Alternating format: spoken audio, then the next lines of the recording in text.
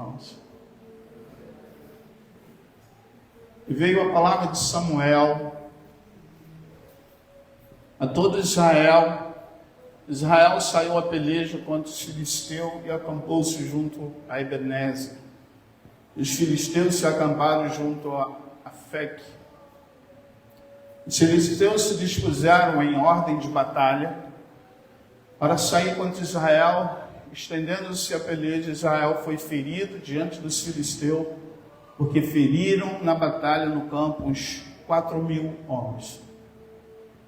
E voltando o povo ao arraial, disseram os anciãos de Israel: por que nos feriu o Senhor hoje diante dos filisteus? Traga-nos de Siló a arca da aliança do Senhor e venha no meio de nós, para que nos livre da mão de nossos inimigos. Enviou, pois, o povo a Siló e trouxeram de lá a arca da aliança do Senhor dos Exércitos, que habita entre os querubins, e os 2 filhos de Eli, Ofni e Finés, estavam ali com a arca da aliança de Deus. E sucedeu que, vindo a arca da aliança do Senhor ao arraial, todo Israel gritou com grande júbilo, até que a terra estremeceu. Os filisteus, ouvindo a voz de júbilo, disseram: que voz de grande júbilo é essa no arraial dos hebreus? Então souberam que a arca do Senhor era vinda ao arraial. Por isso os filisteus se atemorizaram, porque diziam: Deus veio ao arraial. E diziam mais: ai de nós, tal nunca jamais sucedeu antes. Ai de nós, quem nos livrará da mão desses grandiosos deuses? Estes são os deuses que feriram os egípcios com todas as pragas junto ao deserto. Esforçai-vos e sede homens, ó filisteus, para que porventura não venhais a servir aos hebreus, como eles serviram a vós. Sede, pois, homens e pelejai. Então pelejaram os filisteus, e Israel foi ferido, fugindo cada um para a sua tenda. E foi tão grande o estrago, que caíram de Israel 30.000 homens de pé. E foi tomada a arca de Deus, e os 2 filhos de Eli, Ofni e Finés, morreram. Então correu da batalha um homem de Benjamim, chegou no mesmo dia a Siló, e trazia as vestes rotas e terra sobre a cabeça. E chegando ele, eis que Eli estava sentado numa cadeira, olhando para o caminho, porquanto seu coração estava tremendo pela arca de Deus. Entrando, pois, aquele homem a anunciar isto na cidade, toda a cidade gritou. E Eli, ouvindo os gritos, disse: que alvoroço é esse? Então chegou aquele homem apressadamente, veio e anunciou ali. E era Eli da idade de 98 anos, e estavam os seus olhos tão escurecidos que já não podia ver. E disse aquele homem a Eli: eu sou o que venho da batalha, porque eu fugi hoje da batalha. E disse ele: que coisa sucedeu, filho meu? Então respondeu o que trazia as notícias e disse: Israel fugiu de diante dos filisteus, e houve também grande matança entre o povo, e além disso também teus 2 filhos, Ofni e Finés, morreram, e a arca de Deus foi tomada. E sucedeu que, falando ele menção da arca de Deus, ele caiu da cadeira para trás, ao lado da porta, e quebrou-lhe o pescoço e morreu. Porquanto o homem era velho e pesado, e tinha ele julgado Israel 40 anos. Estando sua nora, a mulher de Finéias, grávida, e próxima ao parto, e ouvindo essas notícias de que a arca de Deus era tomada, e de que seu sogro e seu marido morreram, encurvou-se e deu à luz, porquanto as dores lhe sobrevieram. E ao tempo em que ia morrendo, disseram as mulheres que estavam com ela: não temas, pois deste à luz a um filho. Ela, porém, não respondeu, nem fez caso disso. E chamou ao menino Icabode, dizendo: de Israel foi-se a glória, porque a arca de Deus foi tomada, e por causa de seu sogro e de seu marido. Você pode fechar os seus olhos, por favor. Pai, em nome de Jesus, oramos para que o Senhor fale conosco através da tua palavra, porque agora nós vamos entender por que viemos. o Senhor, que o teu Espírito Santo tome o primeiro lugar aqui. Em nome de Jesus. Amém. Pode se sentar, por favor, cá. Amém. Deixe-me compartilhar sobre o contexto dessa história que a gente acabou de ler. É importante a gente saber o contexto daquilo que a gente lê. O contexto é que vai nos trazer luz àquilo que nós estamos lendo. Nesse contexto, primeiro nós precisamos entender o que era a Arca da Aliança naquele tempo. A Arca da Aliança era uma caixa, ela tinha 60 centímetros por 1,20, tinha altura também de 60 centímetros, era uma caixa de madeira de acácia, a melhor madeira que tinha, e ela era toda forrada em ouro. Deus, quando manda fazer essa caixa, lá no livro do Êxodo, Ele também manda colocar do lado, nas laterais, 4 argolas, soldada no ouro, forrada em ouro. E naquelas argolas eles transpassavam uma vara também forrada em ouro, dos dois lados. E agora ele coloca uma tampa chamada propiciatório. E aquela tampa havia 2 anjos, 2 querubins, com as asas voltadas uma para a outra. Esse não é o detalhe importante. O detalhe é que Deus fala para Moisés que todas as vezes que ele for falar com o povo, ele viria no meio dos querubins. A presença de Deus, então, ela vinha sobre aquela caixa, sobre a Arca da Aliança. E agora, todo lugar que aquela arca estava, Deus vinha sobre aquela arca, falava com Moisés, porque Deus não falava direto com o povo, ele falava com Moisés, e Moisés então compartilhava o recado. Pois bem, a partir do livro do Êxodo, aquela caixa não representava só uma caixa comum, mas representava a presença de Deus. Todo lugar que aquela caixa estava, eles entendiam que lá estava o Senhor. Essa era a realidade. Mas a grande verdade é que Deus, ele só queria que o povo entendesse que aquela caixa era só uma representação, mas que ninguém depositasse a sua fé na caixa. Entende isso, irmãos? A fé do povo não pode estar sendo representada por coisas. E agora, todos os lugares que aquela caixa estava, lá estava a presença de Deus. Mas o povo agora não adorava mais a um Deus que está no céu e que tem todo o poder. Agora aquela caixa virou um talismã, sabe? Vira uma representação para o povo depositar a sua fé. Deus não queria isso. Agora, no capítulo 4 de 1 Samuel, tem uma guerra. Uma guerra muito grande. Agora Deus já estava se afastando do povo, porque o problema não é, o problema não é o diabo.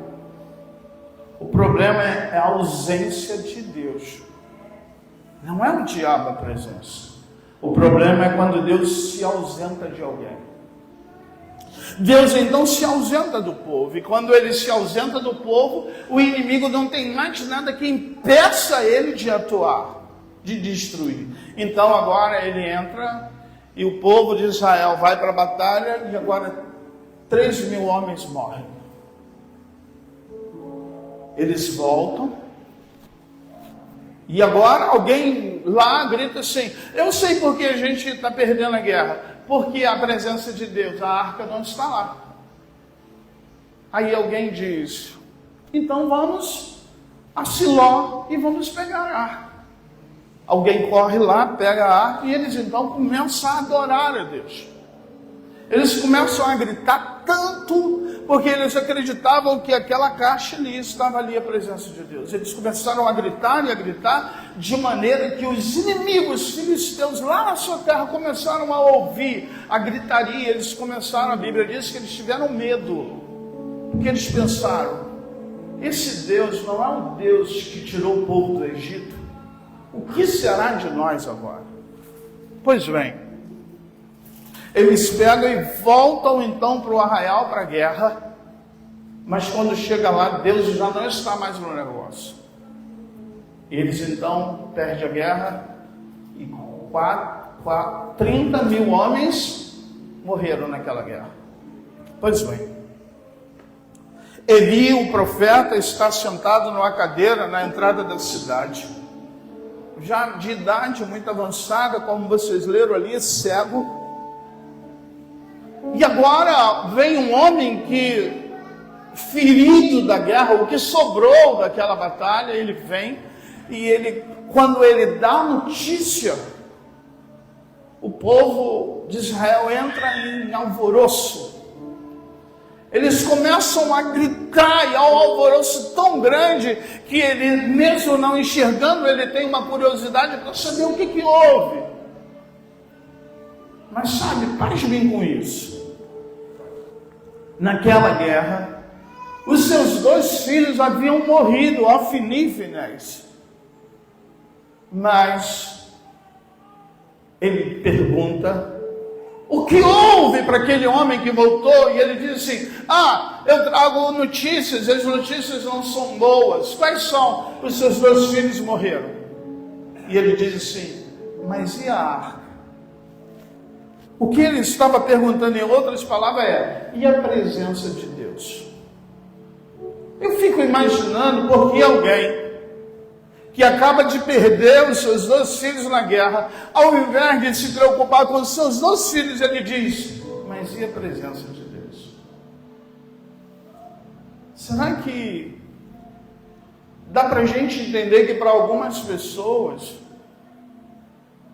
eu posso perder tudo, mas eu não posso perder a presença de Deus? Será que dá para a gente entender uma coisa tão louca, uma coisa tão doida, de que existe pessoas que nada é mais especial na sua vida do que a presença do Senhor? A presença do Senhor, eu não sei para você, mas não é porque eu sou pastor, é tudo que eu tenho, é tudo de mais maravilhoso que eu tenho. Esses dias eu estava no mercado e eu estou pagando as coisas e daqui a pouco alguém está cantando um louvor e alguém do caixa está passando as minhas coisas e está cantando junto. E está cantando louvores e aí eu pergunto para ela: você é de qual igreja? Ela: eu estou afastado.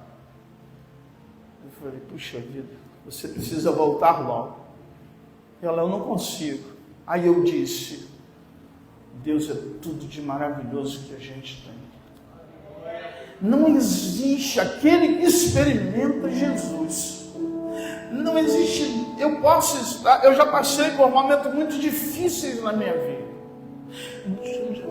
Momentos em que eu não sabia como eu ia pagar as contas no outro dia. Momentos de que eu não sabia como as portas iriam se abrir para mim. Tinha dia na minha vida que já tive dias que eu não sabia o que ia comer depois. Mas a presença de Deus era tudo que eu tinha. A presença de Deus, ela enche a nossa vida de maneira que eu não sinto falta de nada, porque isso é sentir falta. A questão não é não ter, é sentir falta. Quando se tem a presença de Deus, não se sente falta de nada. Eu estou aqui falando uma coisa que parece ser loucura, porque aquele homem veio até o final e falou: seus filhos morreram. Ele disse assim, em outras palavras, ele disse: tá bom, mas e a presença de Deus? Aí, aquele homem, me parece que dentre as notícias que ele veio trazer de morte de pessoas, a pior notícia foi levaram a presença de Deus embora. E é interessante que quando ele ouve dizer que morreu Ofni e Finéias, mas quando ele ouve dizer que levaram a presença de Deus, a Bíblia diz que ele cai, quebra o pescoço e morre.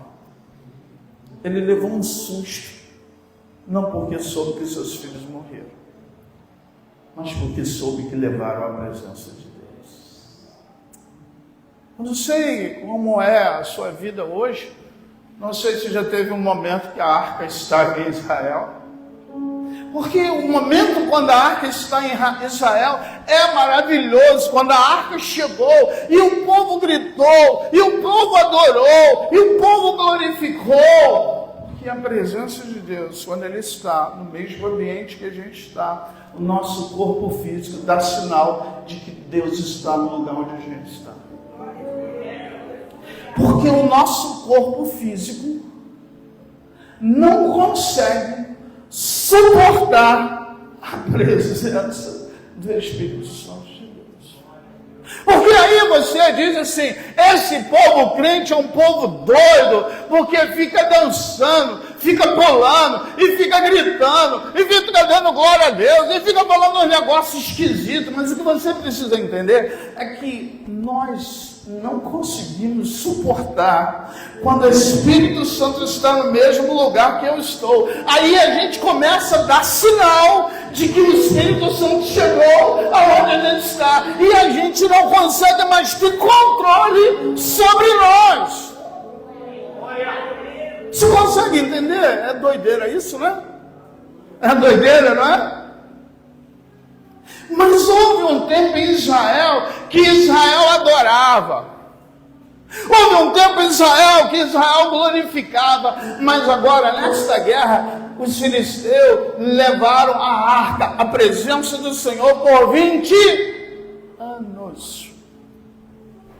Talvez tenha alguém aqui que está experimentando a ausência do Espírito Santo por muitos anos. Bom, quando se leva a presença de Deus, ficam os costumes. Isto é, o tempo em que Deus estava no lugar onde eu estava, eu glorificava. Quando Ele estava, eu adorava, eu pulava, eu dançava, eu chorava, eu dava reação de que Deus estava no lugar que eu estava. Quando eu me converti, há alguns anos atrás, eu vi coisas que eu não tenho visto há muito tempo. Vi coisas sobrenaturais.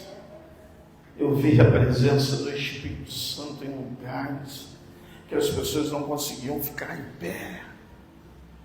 Eu vi gente, homens grandes, entrando em lugares que ele colocava lá o seu posicionamento de que era o cara, até que o Espírito Santo vinha sobre ele. E ele perdia todo o equilíbrio humano, porque ninguém consegue ser a mesma pessoa quando o Espírito Santo de Deus chega. Isaías teve um encontro com o Senhor e disse assim: eu vou morrer, porque eu sou um homem de lábios impuros e habito no meio de um povo de impuros lábios, e os meus olhos viram o rei. Isaías começou a gritar, porque ele disse: eu não consigo suportar a presença de Deus. Moisés sobe, fica 40 dias no monte, falando com Deus, escrevendo nas tábuas. E agora Moisés, quando desce, a face de Moisés brilhava tanto, mas tanto, que as pessoas não conseguiam olhar para ele, porque o brilho que havia em Moisés ofuscava os seus olhos. Eles pegam e colocam um lenço em Moisés, porque que ninguém é o mesmo. Ninguém consegue ser a mesma pessoa quando tem um encontro real com a pessoa do Espírito Santo de Deus. Porque é aquilo que você tenta mudar. Quantos aqui nesta noite já disse, nunca mais eu farei isso, e fez? Quantos aqui nessa noite já fizeram juras de amor para alguém, disseram amor, nunca mais, eu te prometo que nunca mais farei isso, e fez? Porque toda tentativa humana de mudança é frustrada. Nós não temos controle sobre o nosso caráter. Eles são mais fortes as nossas inclinações é mais forte do que o meu desejo, a minha vontade de mudança. Você pode mudar por um tempo, mas depois você volta a ser quem você é. E quem você é, só quem pode mudar se chama Espírito Santo de Deus. Isso é fato. Você não consegue mudar você mesmo. Nós não conseguimos mudar a gente. Quantas vezes a gente disse, nunca mais eu farei isso, e fizemos. Porque você não consegue sustentar a sua mudança. As suas inclinações são mais fortes do que você. Mas Deus consegue. O Espírito Santo de Deus consegue. Escute. Quando o Espírito Santo de Deus entra para mudar, será perceptível aonde você for. Você não vai precisar mais falar, eu vou mudar, eu vou fazer. Só viva uma vida cheia do Espírito Santo de Deus. Aí Ele vai mudar a sua vida. Ele vai mudar o seu caráter. Porque o seu caráter foi forjado. Você nasceu com uma porcentagem do seu caráter que ninguém muda. Os teus amigos, o lugar, o ambiente onde você vive também forja o seu caráter. A sua família também forjou o seu caráter. As suas decepções também forjaram o seu caráter. As suas lutas, as guerras que você enfrentou na sua vida também ajudaram a formar e a criar traumas em você. Então, como você vai mudar alguém assim? Não muda. Mas o Espírito Santo de Deus muda. Ele transforma. Porque Ele começa a ser Senhor da sua vida. E agora você não é mais movido pelas inclinações da sua carne. Agora você passa a ser movido pelo Espírito Santo de Deus. 20 anos Israel ficou sem a presença de Deus. Sabe o que sobra para quem? Para o lugar e para o ambiente onde não há a presença de Deus? Vazio. Isso. Israel levaram a arca da aliança. Sabe o que sobra? Nada. Vazio. Solidão. Muitos de vocês vão rir, vocês vão se divertir, vocês vão se alegrar, vocês vão estar com os amigos, mas quando você volta para casa, só o teu travesseiro e Deus sabe. Aí você volta de novo procurar alegria para a tua alma, não para o teu espírito. Aí você vai se alegrar de novo, mas aquela alegria, ela vai acabar na medida em que acabar a festa. Ela vai cessar na medida em que a festa acabar, e no apagar das luzes, volta as minhas frustrações internas, que ninguém sabe. O teu marido e a tua esposa não sabem, o teu amigo não sabe, só tu sabe. E existe um Deus, que os seus olhos estão em todos os lugares, e Ele sabe. O que sobrou de Israel? Nada. Escute, irmãos, quem está dizendo aqui é alguém que já viveu uma maior doideira que você pode imaginar no mundo. Uma doideira que você pode imaginar é o que eu já vivi. E até que eu tive um encontro com Cristo. E eu vou dizer hoje, com muita propriedade, não há nada mais maravilhoso em minha vida.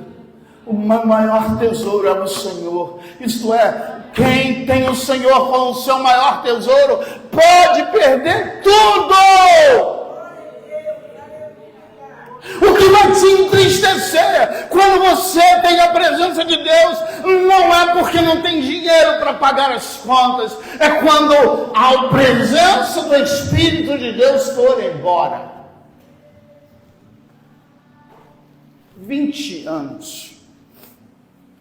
Quando a notícia chega para Israel de que levaram a arca, quando a notícia chegou, a mulher de Ofni estava grávida.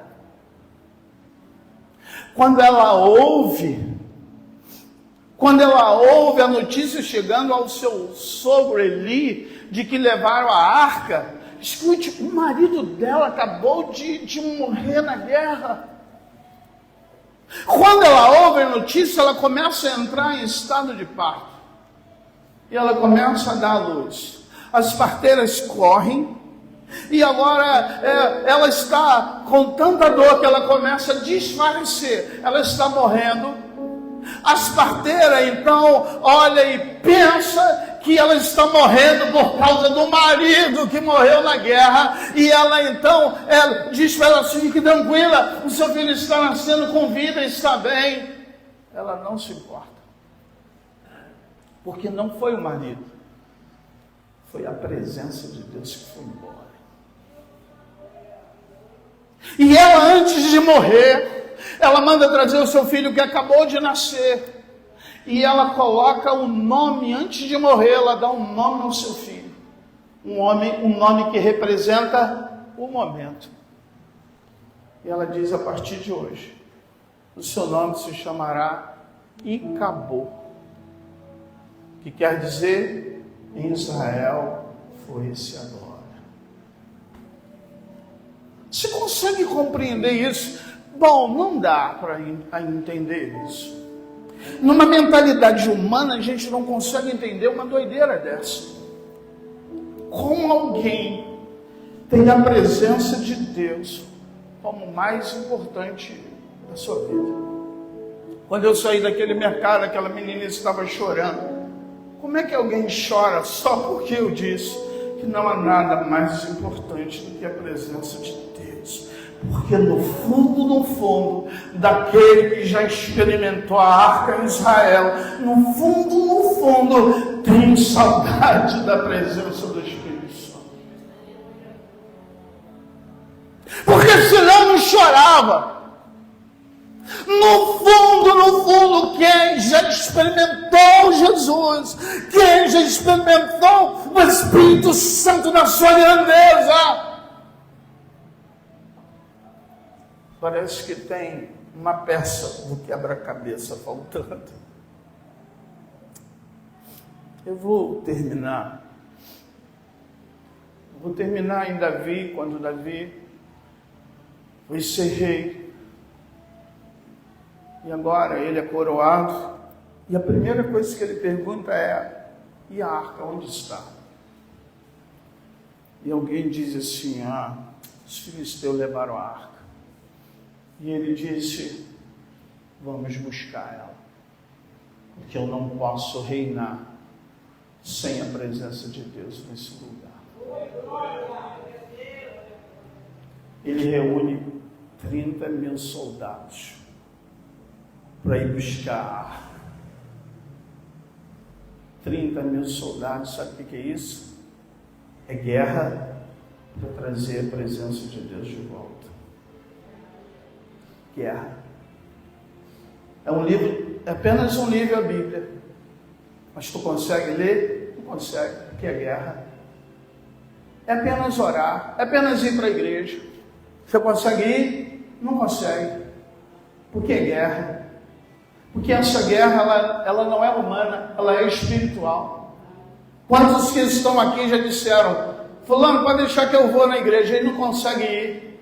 Você tem mais vontade de ir para outro lugar do que ir para a igreja. Sabe por quê? Porque é guerra. É espiritual. Para quem define, eu quero Jesus de volta na minha vida, tem que entrar em guerra. Não é simplesmente uma atitude de vou comprar uma roupa X, vou comer uma comida tal. Não é simples assim. Quando você diz, amanhã eu vou para a igreja, há uma manifestação espiritual acontecendo para que você não vá. Aí some sapato, dá dor de cabeça, e dá dor de barriga, e começa a chover, e o guarda-chuva some porque é guerra. Você acha que sapato some porque sumiu? Você acha que dá dor de cabeça porque é normal? Guerra espiritual. O diabo não quer que você volte a ser uma potência na mão do Senhor. Porque tem gente aqui que já foi benção. Que pessoas já foram abençoadas através da sua vida. Que pessoas já foram curadas através da sua vida. Que pessoas já foram transformadas através das palavras que você ministrou. Tem gente aqui que foi uma benção e o diabo sabe. Então é guerra. Davi agora reúne 30 mil homens e agora ele vai e agora ele luta com os filisteus. Ele mata pessoas, ele mata soldados de Davi morrem. Sabe, eu sempre digo assim, a Bíblia, ela tem poder transformador. Sabe como é que se lê a Bíblia? Se lê a Bíblia igual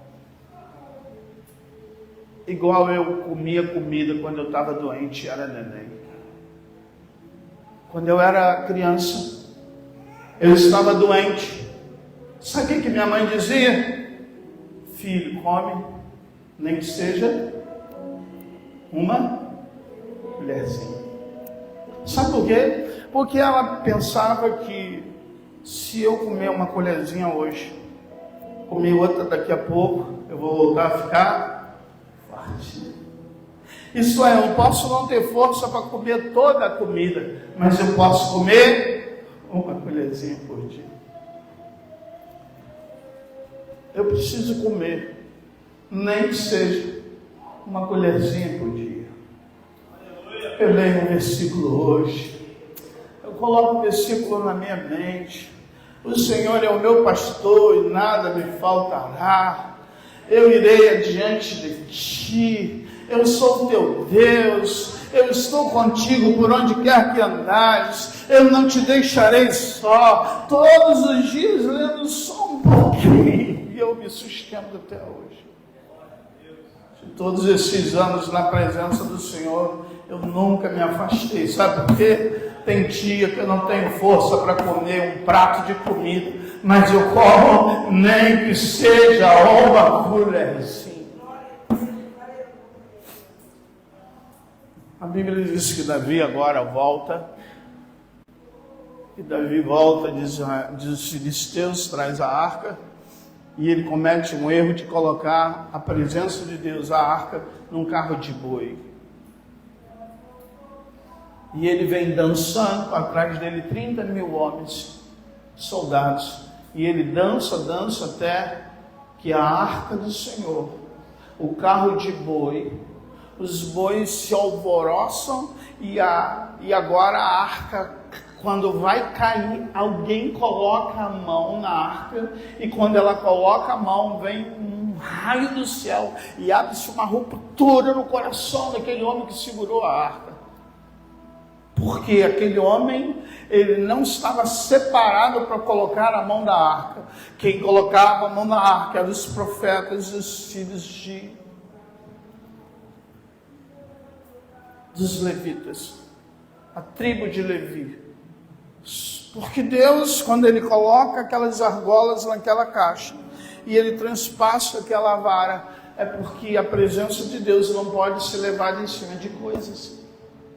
Homens precisavam carregar a presença de Deus nos ombros. Sabe o que é isso? Que Deus não está em coisas. Deus não habita em cadeiras. Deus não habita nesse púlpito de madeira. Deus habita pessoas. Deus enche pessoas. Deus enche pessoas. Nós estamos aqui nesta noite. Eu posso sentir a presença de Deus nesse lugar, mas se nós sairmos daqui, a presença de Deus vai embora, porque Deus não habita em templos feitos por mãos humanas. Deus não habita em lugar. Deus não habita em bateria. Deus não habita em caixa de som. Deus não habita em cadeiras. Deus enche pessoas. E se nós estamos sentindo Deus nesse lugar, é porque tem pessoas aqui. Davi errou. Não é Davi para colocar a arca em carroça. Coloca-se a arca em pessoas. Deus não quer encher esse lugar. Deus quer encher você. Fique de pé, por favor.